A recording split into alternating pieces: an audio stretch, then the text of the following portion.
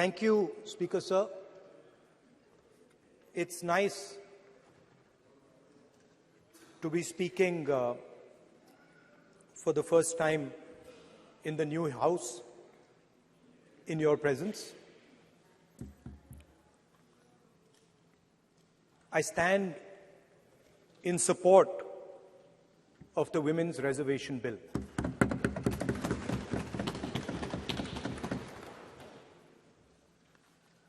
Yesterday, I was listening to the discussion, and the issue of the Sengol came up.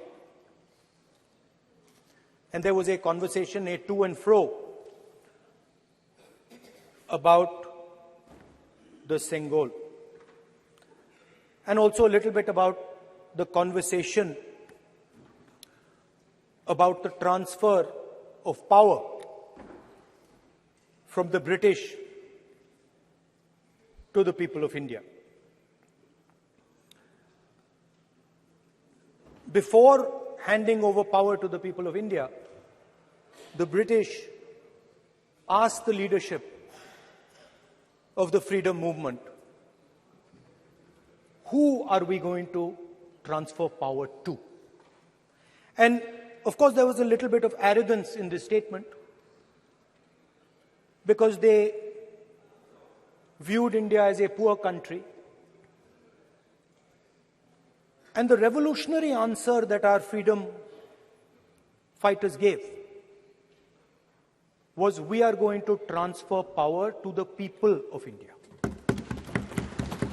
So we became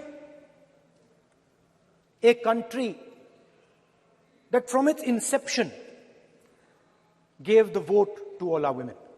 And this was a revolutionary thing at the time. We also gave the vote to every single community. And the vote was a mechanism of transfer of power. It was designed to further transfer power to the people of India. And if you look at the journey from independence, it's been that journey. It's been a constant transfer of power, more and more and more power to the people of India, on one side. And on the other side, the counter idea, that take away power from the people of India. This is the fight that is going on. And in fact, in many ways, it is the fight that is taking place today. Huge step forward in the transfer of power to the women of India was Panchayati Raj, where they were given reservation and they were allowed to enter the political system at scale.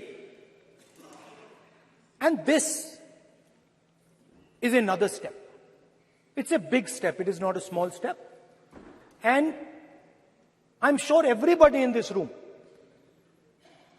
the treasury benches, the opposition, everybody agrees that this is a very important step for the women of our country. They fought for independence. They are as capable as any man, in many ways more capable, and should be given as much space as they possibly can be given. There is one thing, in my view, that makes this bill incomplete. I would like to have seen OBC reservation included in this bill. I think it is very important that a large chunk of India's population, large chunk of India's women should have access to this reservation. And that is missing in this bill. There are also two things that seem strange to me. One is the idea that you require a new census to implement this bill. And the second is that you require a new delimitation to implement this bill. In my view, it is quite simple. This bill can be implemented today by giving 33% of the seats in the Lok Sabha and the Vidhan Sabha to India's women. And so I wonder if this is not designed to push the ball forward. To push the ball forward 7, 8, 9 years, and then let this thing play out the way it does. I know my friends tend to like to take the attention of people away from other issues. You know, there is of course the Adani issue, which is they always want to take the attention away. But there is another, I would like to say that. One of the things that, this is quite a nice building. Nice peacocks. Nice peacock feathers on the ground.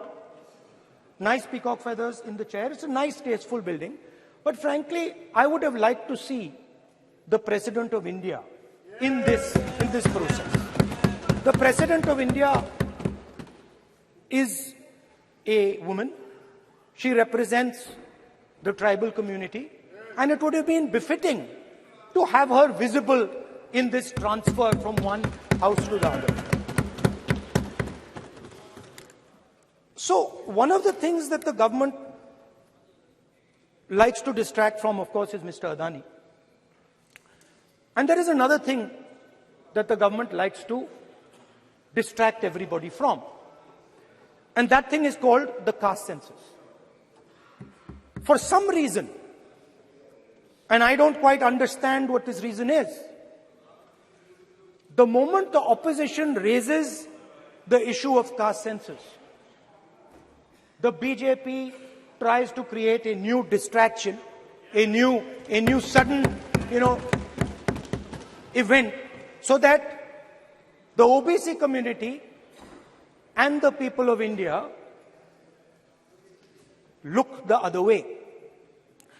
In my research for this speech, I took a look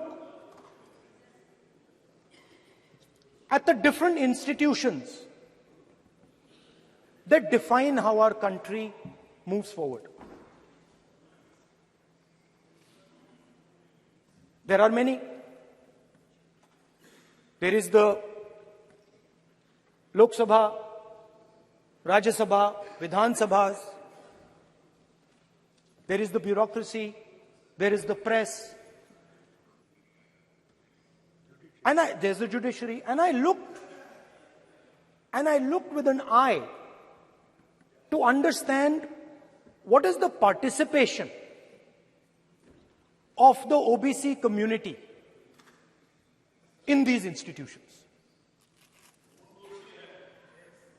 मतलब हमारे जो institutions हैं उनमें OBC की भागीदारी कितनी है, ये सवाल मैं पूछ रहा था और मैंने अलग अलग इंस्टीट्यूशंस में थोड़ा रिसर्च किया. जो सेंट्रल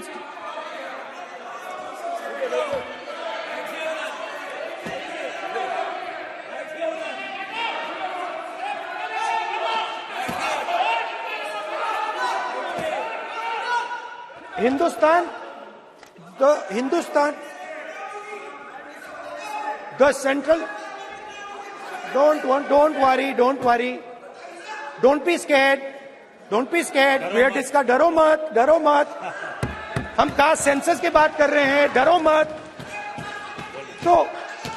तो मैंने, I checked, simple thing I did.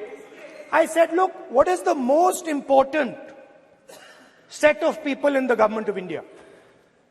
The people who define how this country is governed. Of course, Lok Sabha and Vidhan Sabha, but beyond that, they are the 90 secretaries of the government of India. 90 people, secretaries, are responsible for managing the core of the government of India. And I ask myself the question, how many of the 90 people come from the OBC community? And I was shocked and shattered by the answer. मैंने ये सवाल पूछा कि ये जो 70 secretary हैं, 90 secretary हैं, ये जो हिंदुस्तान की सरकार को चलाते हैं, जो बजट को चलाते हैं, इनमें से ओबीसी कितने हैं? नरेंद्र मोदी जी प्रधानमंत्री हैं, ओबीसी के लिए काम करते हैं। मैंने ये सवाल पूछा। मैं आपको जवाब देना चाहता हूं, हिंदुस्तान के सेक्रेटरीज 90 में से सिर्फ 3 ओबीसी से हैं। और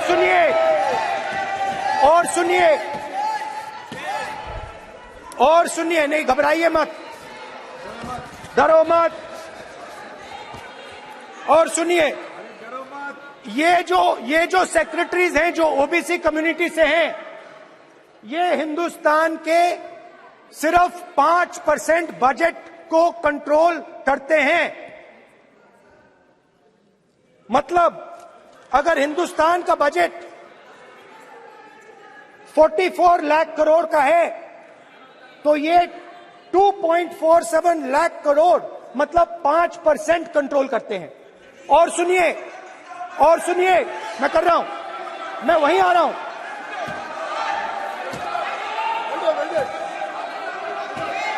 मतलब ये जो है ओबीसी की बात नहीं सुनना चाहते, ओबीसी की बात नहीं सुनना चाहते, ओबीसी की बात नहीं सुनना चाहते, ओबीसी की बात नहीं सुनना चाहते। आप ओबीसी के खिलाफ हैं, आप ओबीसी के खिलाफ हैं, ओबीसी के खिलाफ हैं। ओबीसी के अधिकार के बारे में नहीं सुनना चाहते, ओबीसी के बारे में नहीं सुनना चाहते, ओबीसी के प्रति न्याय नहीं चाहते, ओबीसी के प्रति न्याय नहीं होना चाहिए। ये सी दे नॉट शोइंग ये जो है, हाँ, मैं माननीय सदस्य से आग्रह करूंगा, एक मिनट रुकिए। माननीय सदस्य से मैं आग्रह करूंगा, एक तो ये महिला आरक्षण बिल है, और दूसरा सभी माननीय सदस्य समान है। डरो मतो ये शब्द इस पार्लियामेंट में नहीं बोलना चाहिए।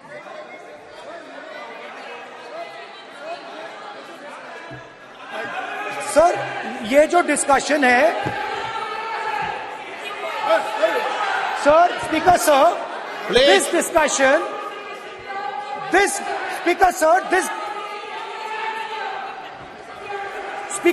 this discussion is about the transfer of power to the people of India. The women being one group of the people of India and the OBC community being another group of the people of India.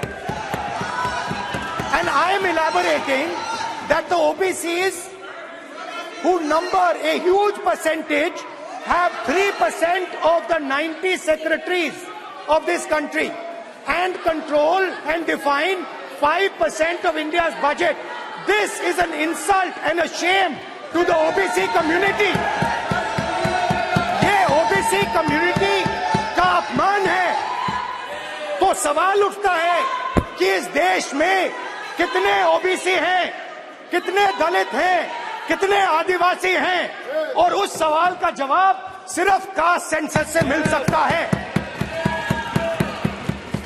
तो मेरा सरकार को एक सुझाव है, सबसे पहले ये जो महिला का बिल है, इसको आप पास कीजिए, आज पास कीजिए, ये जो आपके लागू कीजिए, और ये जो डिलिमिटेशन है जो आपने बोला है, और ये जो सेंसस है, इसकी कोई जरूरत नहीं है। 33% आप महिलाओं को सीधा दे दीजिए। और दूसरी बात, इसको बदलिए, इसको आप बदलिए। कैमरा नहीं है सर, कैमरा नहीं है, आपको ही दिखाएंगे सर, पूरा भाषण में आपको ही दिखाएंगे। ये आप बदलिए। ये जो लिस्ट है, ये ओबीसी समाज का अपमान है। 90 लोग हिंदुस्तान के सेक्रेटरी हैं, उनमें से 3 लोग ओबीसी समाज के हैं, 5% बजट को कंट्रोल करते हैं। तो जल्दी से जल्दी आप कास्ट सेंसस कीजिए, जल्दी से जल्दी जो हमने कास्ट सेंसस किया था उसका डेटा आप रिलीज कीजिए, और अगर आप नहीं करेंगे तो हम कर डालेंगे। Thank you.